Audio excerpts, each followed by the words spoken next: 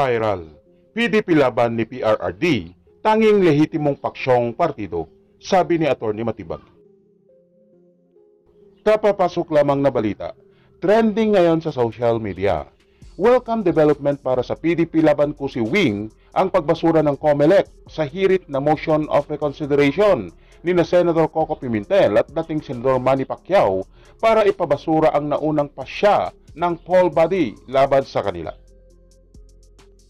Ayon kay PDP laban ko si Wing Secretary General Atty. Melvin Matibag, patunay lamang ang desisyon ng COMELEC na walang bisa ang pag-angkin ng kabilang pangkat na sila ang lehitimong PDP laban.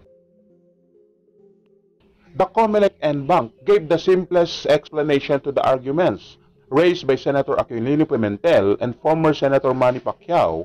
It bears no stressing here, saad pa ni Matibag. Matatandaan na nagkaroon ng paksyon sa dating ruling party noong kasagsagan ng campaign period sa 2022 elections. Si dating Pangulong Rodrigo Duterte ang kinikilalang chairman ng Kusiwing. At ayon kay Atty. Melvin Matibag, walang ibang lehitimong PDP laban, kundi tanging yun lamang pinamumunuan ng dating Pangulong Duterte.